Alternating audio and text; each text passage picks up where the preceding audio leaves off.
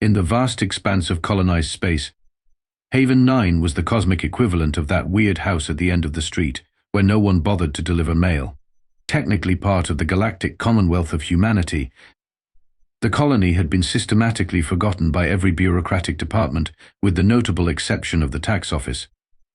Haven 9 orbited a perfectly unremarkable star in the perfectly unremarkable Epsilon Tauri system, which might explain why most navigation systems conveniently forgot to include it on their maps. Captain Milo Ferris stared at the stack of digital reports cluttering his desk and wondered, for approximately the 7,412th time, what cosmic clerical error had assigned him as administrator of this particular outpost. His credentials as a decorated fleet officer with 15 years of exemplary service should have landed him somewhere important. Instead, he found himself babysitting what could generously be described as the galaxy's most functional dysfunctional colony. Captain, Dr. Jenkins has accidentally turned the communal hydroponics bay purple again, announced Lieutenant Talia Rivera, his long-suffering second-in-command, who had entered his office without knocking. She never knocked. She claimed it was more efficient. Ferris didn't look up. Define purple. The plants, the water, 3 technicians. And somehow the ceiling. Also, it smells like blueberry pancakes. Is anyone dead or dying? No, but Technician Patel says he's desperately craving syrup. Tell Jenkins he has until dinner to fix it, or he's eating his meals in there for a week. Talia made a quick note. Also, the orbital defense grid is experiencing what Officer Wong described as interpretive dance mode again. Ferris finally looked up. Is it at least dancing to something good this time? A classical. Tchaikovsky. Better than last week's experimental jazz phase. Anything else? Professor Udo wants permission to test his new teleportation system. Absolutely not. Last time he tried, we found Councilwoman Abernathy's cat materialized inside the colony's main water tank. The creature still hiccups bubbles. This was Haven 9 on a typical Tuesday. A collection of 5,000 humans who, by all conventional metrics, shouldn't be able to operate a toaster without setting something on fire, let alone maintain a deep space colony. Yet somehow, despite the chaos, Haven 9 consistently ranked in the top 10 for colony productivity, scientific innovation, and most bafflingly resident satisfaction. There was astrophysicist Dr. Lydia Jenkins, whose groundbreaking work on subspace mechanics was revolutionary despite her tendency to accidentally alter fundamental properties of matter in her immediate vicinity. Chief Engineer Marcus Wong, whose maintenance solutions defied both physics and common sense but inevitably worked. Chef Antonio DeMarco, whose experimental cuisine occasionally gained sentience but always tasted phenomenal. And Dr. Theodore Udo, whose attempts at advancement in quantum teleportation had resulted in the colony's coffee occasionally teleporting randomly between mugs mid-sip. What Haven 9 lacked in conventional competence, it made up for with a bewildering ability to thrive through improvisation, bizarre innovation, and what Ferris could only describe as aggressively optimistic problem-solving. The Commonwealth had long ago given up trying to understand Haven 9's operational methodology. They simply accepted the exceptional research outputs, resource quotas, and technological developments, all while pretending not to notice the incident reports that defied logical explanation. One more thing, Talia added, eyes fixed on her datapad. Earth Command's annual inspection is overdue by 3 months. Ferris allowed himself a small smile. Imagine that. But it wasn't that Earth Command had forgotten Haven 9. It was more that every inspector who had ever visited mysteriously developed scheduling conflicts for all future inspections. The last admiral who'd attempted the task had entered early retirement immediately after, citing a newfound desire to grow extremely quiet vegetables somewhere extremely predictable. As Ferris finally began sorting through his reports, a small alert chimed from his terminal, probably another bizarre request from one of the department heads. Or perhaps the colony's AI assistant had developed another personality quirk. Last month it had insisted on speaking exclusively in limericks for 3 days. He glanced at the message and froze. "Talia," he said, his voice suddenly all business. "Get me a colony-wide alert, a priority alpha." She looked up, surprised by his tone. "What is it?" Ferris turned the screen to show her the incoming transmission. "We have company. The unwelcome kind." The Commonwealth emergency broadcast system had exactly one job: to look incredibly serious while delivering terrible news. The holographic image of Admiral Helena Kwan materialized in every public space and private dwelling across Haven 9, her expression suggesting she'd just bitten into something extraordinarily sour. "This is an emergency Class 1 alert to all Commonwealth territories and colonial outposts. Long-range sensors have detected a Vraxian battle fleet entering the Epsilon sector. All available intelligence indicates this is not a diplomatic mission." In the colony's central plaza, a crowd had gathered to watch the broadcast. Unlike the panicked reactions occurring across the galaxy, the residents of Haven 9 watched with expressions ranging from mild interest to outright curiosity, as if they were observing a moderately engaging documentary about space rocks. "The Vraxian Empire has rebuffed all communication attempts," Admiral Kwan continued. "Based on their current trajectory and speed, we believe they are targeting human colonial outposts. All non-essential personnel are to evacuate immediately. Military assets are being deployed, but arrival times will vary by location." Captain Ferris stood at the back of the plaza, watching his colonists with a mixture of pride and concern. While the rest of the Commonwealth was likely dissolving into choreographed panic, Haven 9 was displaying its trademark inappropriate calm. "Do you think they'll reach us?" asked Talia, who had appeared silently at his side. "According to these coordinates," Ferris replied, studying his datapad, "we're directly in their path. Earth Command estimates arrival in approximately 6 hours. Should we begin evacuation procedures?" Ferris glanced around at the colony. Haven 9 had exactly 3 shuttles capable of interstellar travel, all of which were currently undergoing repairs after Dr. Yudo's last experiment had somehow caused them to temporarily become quantum adjacent, which apparently meant they existed in multiple states of disrepair simultaneously. "With what ships?" he asked. "Besides, the nearest safe haven is 4 days away at our best speed. We'd be sitting ducks." The hologram of Admiral Kwan flickered as she delivered the finishing touch to her apocalyptic message. "Commonwealth military vessels are en route to assist with evacuations and defense, but many outlying colonies will need to implement emergency protocols until help arrives. May fortune favor you all. Kwan out." As the transmission ended, Ferris expected at least some reaction from the assembled crowd. Instead, Chef DeMarco raised his hand. "Does this mean I should postpone the colony-wide Suffle competition scheduled for tomorrow?" Before Ferris could respond, Dr. Jenkins pushed her way to the front. "Actually, I'd been monitoring some interesting subspace distortions that might be relevant. Also, my latest experiment has produced a curious side effect that makes metal temporarily forget it's supposed to be solid." Chief Engineer Wong nodded thoughtfully. "And I've got those modified defense drones that keep trying to adopt each other instead of running their security protocols." One by one, the department heads of Haven 9 began discussing their various ongoing projects, none of which were remotely related to conventional defense capabilities, but all of which sounded bizarrely promising when described with such confidence. Ferris exchanged a look with Talia, who shrugged. "It's not like we have many alternatives." Just then, Ferris's communicator chimed with an incoming transmission from Earth Command. Admiral Kwan's face appeared, looking even more serious than in the broadcast.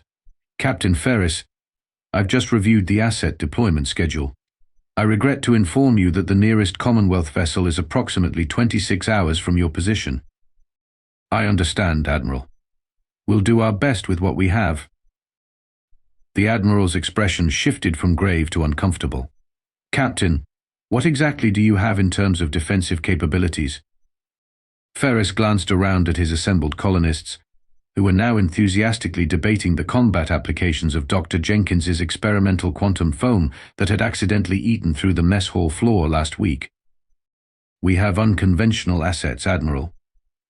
"Captain, Haven 9 is not a military installation.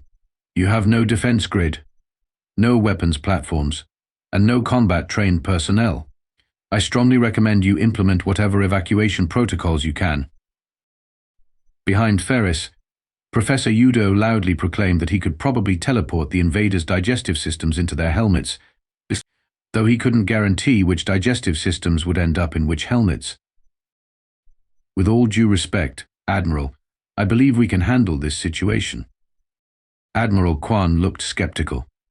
Captain, these are Vraxians. They've destroyed 3 Proxima colonies already. They don't negotiate, they don't take prisoners, and they're technologically superior in every conventional metric. Ferris smiled thinly. Fortunately, Admiral, there's nothing conventional about Haven 9. The colony's main conference room had never been designed to hold all department heads simultaneously. The resulting chaos resembled a particularly enthusiastic sardine can convention, with scientists, engineers, and various specialists packed shoulder to shoulder around a holographic display of the approaching Vraxian fleet. "All right, people," Ferris called over the din. "We have approximately 5 hours before the Vraxians arrive. I need options." The room erupted in a cacophony of voices, each more outlandish than the last. "My experimental fungal cultures can eat through metal. I've accidentally created a temporary anti-gravity field. My cooking robot has achieved sentience, and it developed strong opinions about properly seasoned invasion responses." Ferris pinched the bridge of his nose. "One at a time, please." A loud whistle cut through the noise as a woman with explosive red hair and what appeared to be scorch marks on her lab coat pushed to the front. Dr. Eleanor Thatcher, affectionately and fearfully known throughout the colony as Boom Boom Thatcher, specialized in experimental energy systems. Her laboratory had been rebuilt 17 times in the past 3 years. "Captain," she announced with the confidence of someone who regularly conversed with controlled explosions, "I've been working on a subspace resonance modulator that might be useful." "Does it explode?" Ferris asked reflexively. Thatcher looked offended. "Of course it explodes. That's not the point. It explodes in subspace, creating a cascading rupture in the fabric of local spacetime." "And that helps us how?" "Well," she grinned, "Vraxian ships use quantum-locked navigation systems. A subspace disruption would essentially make them forget where they are, where they're going, and possibly what species they belong to." Chief Engineer Wong raised his hand. "I can reconfigure our orbital satellites to deliver Dr. Thatcher's device, though they're currently programmed to compose poetry about cosmic radiation." "Can you unprogram that?" Ferris asked. "Probably not in 5 hours, but I can convince them that explosions are the highest form of poetic expression." Before Ferris could process this, Dr. Jenkins jumped in. "My lab has produced approximately 50 gallons of quantum uncertainty paste. When applied to any surface, it makes that surface probabilistically unreliable. Meaning it might be solid, might be liquid, might temporarily cease to exist, or might turn into something else entirely. The effect lasts approximately 7 minutes." Ferris nodded slowly, the beginning of a plan forming. "And how would we deploy this paste?" Dr. Theodore Udo cleared his throat. "My teleportation system could place it directly onto the Vraxian ships, though I can't guarantee it won't end up inside the ships, or possibly inside the Vraxians themselves." "That sounds like a feature, not a bug," Talia muttered. As the impromptu planning session continued, more and more bizarre resources were added to the inventory. Chef DeMarco's adhesive dessert sauce that had accidentally glued 3 diners to their chairs last week. The maintenance drones with their overwhelming adoption protocols. Professor Yasmin Chen's experimental communications array that sometimes translated languages and sometimes rewrote them entirely. 2 hours later, they had what could generously be called a plan, though it more closely resembled a sequence of increasingly improbable accidents carefully choreographed to occur in a specific order. "This is either brilliant or insane," Ferris said, reviewing the final strategy. "Statistically speaking, probably both," Dr. Jenkins replied cheerfully. Ferris activated his communicator. "Captain Ferris to Earth Command. Admiral Kwan, please." When the Admiral's face appeared, she looked surprised to see him. "Captain, have you begun evacuation procedures?" "No, Admiral. We've developed a defense strategy." Ferris outlined Haven 9's plan. watching as Admiral Kwan's expression cycled through disbelief, horror, and finally resigned acceptance. Captain, what you're proposing violates at least 17 safety protocols and basic laws of physics. Yes, Admiral. And you believe this approach will be effective against a Vraxian battle fleet? Ferris glanced around at his team of brilliant misfits. Admiral, conventional tactics won't work with the resources we have. But unconventional solutions are Haven 9's specialty. The Admiral was silent for a long moment. I'm officially recording my protest, Captain, but unofficially, good luck. You're going to need it. As the communication ended, Chef DeMarco raised his hand again. So about tomorrow's Sufal competition. Ferris sighed. Let's survive the invasion first, then we can discuss desserts. The Vraxian battle fleet emerged from hyperspace with military precision, 15 warships arranged in perfect formation around a massive command vessel. From the colony's observation deck, they resembled predatory sea creatures, all angles and menace against the backdrop of space. They're hailing us, Talia reported, her fingers dancing across the communications console. Ferris nodded. Put them through. A holographic image materialized, revealing a Vraxian commander. Ran. Like all members of their species, the commander resembled a bipedal reptile with iridescent scales and multiple secondary eyes positioned around a central primary eye.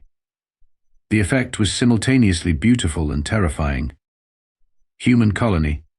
The commander's translated voice boomed. I am Supreme Battle Coordinator Vrex Tail of the Imperial Vraxian Armada. Your existence offends the Empire. Prepare for cleansing. Ferris maintained his most neutral expression. This is Captain Milo Ferris of Haven 9. We're a scientific research colony with no military significance. Surely the mighty Vraxian Empire has more worthy targets. The commander's primary eye narrowed, but all human expansion offends. All humans will be cleansed. You have no defenses. You will make suitable practice for our junior weapons officers. I understand, Ferris replied calmly.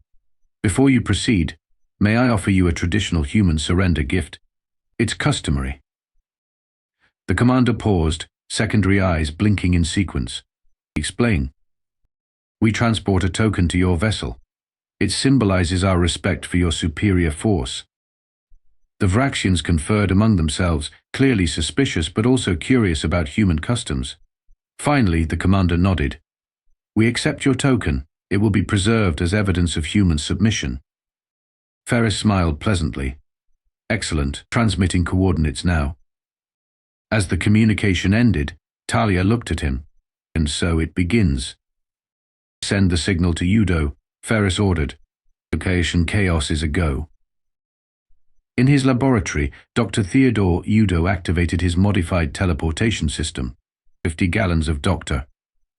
Jenkins's quantum uncertainty paste, now mixed with Chef DeMarco's adhesive dessert sauce for improved staying power, vanished from Haven 9 and rematerialized somewhat unpredictably throughout the Vraxian command ship.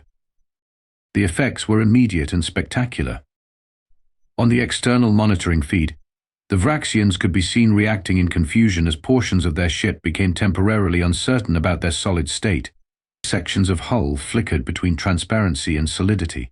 Internal systems apparently forgot what functions they were supposed to perform. Phase 1 complete, Talia announced, commencing Phase 2. Chief Engineer Wong activated the colony's orbital satellites. Rather than firing conventional weapons, they began broadcasting what could only be described as aggressively passionate poetry about explosions as directly into the Vraxian communication frequencies. Simultaneously, Professor Chen's experimental communication array began rewriting the Vraxian language in real time, replacing military commands with increasingly elaborate dessert recipes. On screen, the Vraxian fleet's perfect formation began to falter as confusion spread. Phase 3, Ferris ordered. Dr. Thatcher's subspace resonance modulator activated with a brief, silent flash. To the naked eye, nothing appeared to happen. On the sensor readings, however, the local fabric of subspace briefly resembled a pond into which someone had thrown a brick. The Vraxian ship's quantum-locked navigation systems immediately lost all sense of positioning. 3 smaller vessels collided with each other. 2 more began flying in tight, disoriented circles. The command vessel listed dramatically to one side, as if drunk. "Now for the coup de grace," Ferris said, to release the drones. Haven 9's maintenance drones, reprogrammed by Wong to identify Vraxian ships as potential adoption candidates, swarmed from the colony en masse. Several hundred machines, each approximately the size of a small dog and possessing the combined stubbornness of 1,000 determined parents, descended upon the disoriented fleet. The drones attached themselves to the Vraxian ships, bypassing the now confused security systems, and began forcibly adopting the vessel's rewiring systems, overriding commands, and generally treating the deadly warships like wayward children in need of proper guidance. On the communication screen, Supreme Battle Coordinator Vrextail reappeared, though now the commander appeared to be standing on the ceiling, thus surrounded by what looked like sentient custard. "What have you done?" the Vraxian demanded, as a drone in the background appeared to be singing a lullaby to the ship's weapons console. Ferris maintained his professional demeanor. "As I mentioned, we're a scientific research colony. Did I forget to mention what kind of research we do?" The communication abruptly cut out as the Vraxian command ship's systems surrendered completely to the combined effects of quantum uncertainty, subspace disruption, confused translation, and the overwhelming parental instincts of several dozen maintenance drones. Talia checked her chronometer. 7 minutes exactly from first engagement to total incapacitation. But that might be a new Commonwealth record. Ferris watched as the once fearsome Vraxian fleet drifted aimlessly, was covered in affectionate maintenance drones and experiencing what could only be described as an existential crisis on both physical and computational levels. "Send a message to Earth Command," he said. "Inform them that the Vraxian threat has been neutralized." "And the Vraxians?" Talia asked. Ferris considered the fleet, now completely incapacitated. "The effects are temporary, they'll regain control eventually. But somehow I doubt they'll be eager to continue their mission after this experience." As if to confirm his assessment, the Vraxian ships began slowly, awkwardly turning away from Haven 9, their movements resembling nothing so much as a hasty, embarrassed retreat. "I believe," Ferris observed dryly, "that we've just been removed from their list of suitable practice targets." The silence from Earth Command lasted exactly 17 minutes after Haven 9's battle report was transmitted. When it broke, it did so spectacularly. "You did what?" Admiral Kwan's holographic form seemed to have grown 3 sizes with incredulity.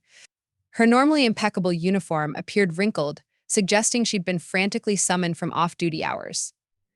Ferris maintained his calm. "As detailed in our report, Admiral, we successfully repelled the Vraxian attack using colony resources." "Captain, your colony resources violated at least 7 Commonwealth treaties regarding weapons development, deployed unregistered subspace disruption technology and—" She paused to consult a datapad, her expression darkening further, and apparently convinced several Vraxian warships that they had been adopted by maintenance equipment. "The drones are very persuasive, Admiral." Admiral Kwan's eye twitched. "Our sensors indicate the Vraxian fleet is retreating at maximum speed from the entire sector. They're broadcasting on all frequencies that Haven 9 is, and I quote, protected by dark human magic and should be avoided by all who wish to maintain corporeal consistency."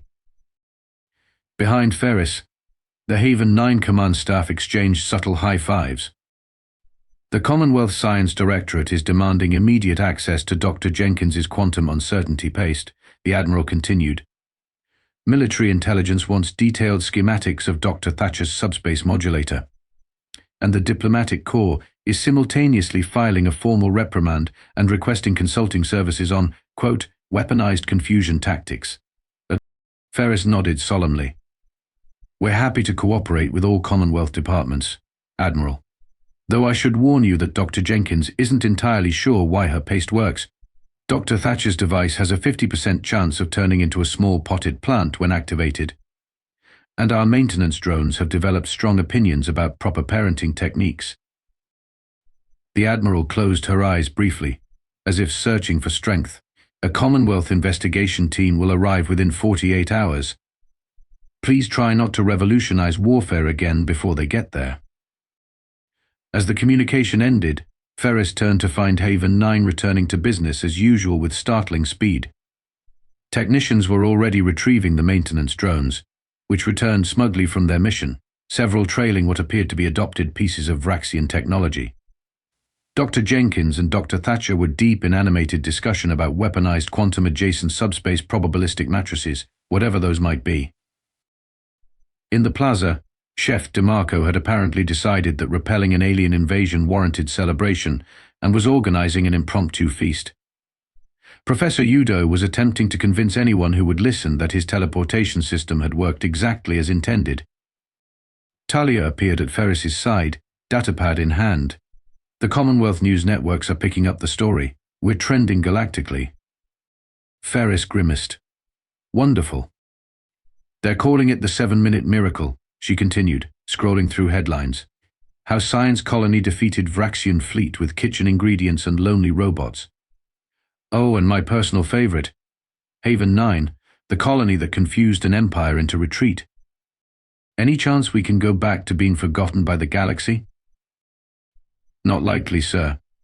I've already received 17 transfer requests from Commonwealth officers suddenly interested in serving at our innovative defensive installation.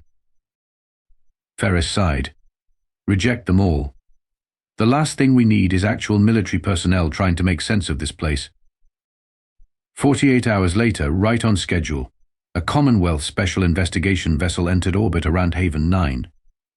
Its sleek design and official markings stood in stark contrast to the colony's somewhat haphazard aesthetic. A delegation of serious-looking officials disembarked, led by a stern commodore who appeared to have all the humor of a particularly dour asteroid. As Ferris prepared to greet them, he caught sight of Dr. Jenkins hurrying across the landing pad, her lab coat smoking slightly. Captain, she called. You might want to postpone the welcome ceremony. My latest experiment has caused the visitor center to develop feelings. Ferris closed his eyes briefly. What kind of feelings? Romantic ones. Toward the Commodore's shuttle. Before Ferris could respond, the colony's public address system, which had never before shown any signs of sentience, began playing what could only be described as suggestive mood music. Some distance away, Chef DeMarco's newly sentient cooking robot was serenading the Commonwealth officials with what appeared to be a ballad about the emotional life of Sufals.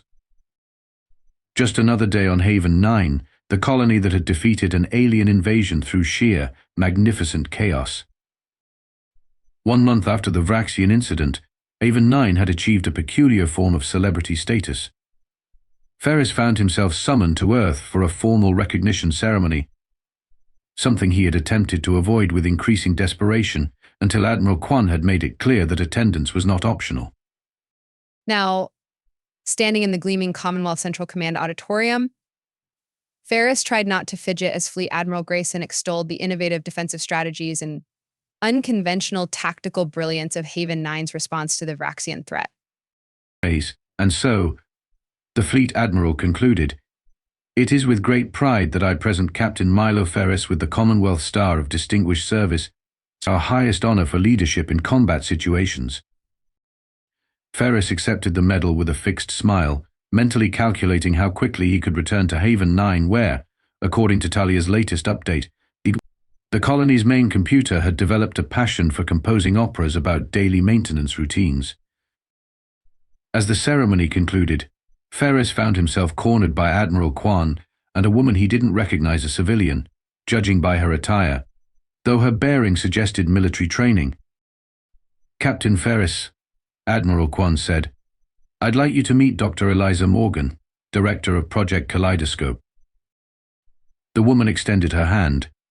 Captain, your work at Haven 9 has been of great interest to my department. Ferris shook her hand cautiously. I wasn't aware my work was noteworthy until recently, Dr. Morgan. On the contrary, she replied with a thin smile, we've been monitoring Haven 9 since its inception. Something in her tone made Ferris pause. Monitoring. Admiral Kwan glanced around to ensure they weren't overheard. Perhaps we should continue this conversation in my office. Minutes later, in a secure room deep within Commonwealth Command, Dr. Morgan activated a holographic display showing Haven 9's complete personnel roster, facility layouts, and most disturbingly detailed psychological profiles of every resident. Project Kaleidoscope was established 15 years ago, Dr. Morgan explained, to explore unconventional approaches to human innovation and problem-solving. Traditional military and scientific hierarchies have proven predictable. The Vraxians and other hostile species can anticipate our standard responses. Haven 9 was never meant to be forgotten, Admiral Kwan added. It was designed to be overlooked by everyone except a select few in Commonwealth High Command. Ferris felt a creeping realization. You deliberately staffed my colony with brilliant minds who operate outside conventional parameters, Dr. Morgan finished for him. People whose methods appear chaotic but produce extraordinary results. Scientists whose experiments go wrong in the most intriguing ways. Engineers who solve problems that shouldn't logically have solutions. And me? Ferris asked quietly. Why assign a by-the-book officer to oversee this experiment? Dr. Morgan smiled. Because your psychological profile suggested something your service record didn't reveal, Captain. And an extraordinary tolerance for the unconventional, combined with the ability to create functional order within apparent chaos, in psychological terms. You're what we call a sense maker, someone who can find patterns where others see only randomness. Admiral Kwan handed Ferris a secure datapad. Haven 9 was the first of what we hope will be several such colonies. The Vraxian encounter proved the concept more dramatically than we anticipated. Ferris scrolled through the classified file, pieces falling into place, the colony's unusually advanced research facilities, the seemingly random equipment requisitions that were always approved without question, the conspicuous absence of regular inspections. So what happens now? He asked. Now, Dr. Morgan replied, we expand the program, and with your help, of course. Haven 9 will receive additional funding, more unconventional personnel, and continued freedom from Commonwealth bureaucracy. And the Vraxians? Admiral Kwan's expression turned grim. Our intelligence suggests they've been spreading rather colorful accounts of their encounter with Haven 9. Thus, the leading Vraxian military academy has apparently created a new course entitled Strategic Retreat from Incomprehensible Human Tactics. Despite himself, Ferris smiled. I'm sure Dr. Jenkins would be flattered. The psychological impact cannot be overstated, Dr. Morgan added. The Vraxians based their entire military doctrine on technological superiority and predictable enemy responses. Haven 9 demonstrated that humans are capable of neither predictability nor rational behavior, at least from their perspective. So our greatest defense is that we make no sense? Precisely, both women answered simultaneously. As Ferris prepared to return to Haven 9, Grishwi, he found himself contemplating the strange twist of fate that had placed him in command of the galaxy's most deliberately chaotic colony. There was a certain logic to it. He had to admit a method to the magnificent madness. His communicator chimed with an incoming message from Talia. Chef DeMarco's cooking robot has proposed marriage to the colony's main computer. Neither Dr. Jenkins nor Professor Udo can explain how this is technically possible. How should we respond? Ferris smiled to himself. Perhaps there was something to be said for unconventional approaches after all. Tell them congratulations, he typed back, and ask if they've set a date. Somewhere in the depths of space, aboard a retreating Vraxian vessel, Supreme Battle Coordinator Vrex Tail was still trying to explain to Imperial Command how a weaponless research colony had defeated an entire battle fleet with what appeared to be sentient custard and robots with attachment issues. The official report would eventually conclude that humans possessed reality-altering capabilities beyond conventional understanding and recommended avoiding direct confrontation until such abilities could be properly understood. It would be the first of many such recommendations throughout the galaxy, as word spread of the small, chaotic colony that had conquered through confusion. Haven 9, where humanity's greatest weapon turned out to be its magnificent unpredictability.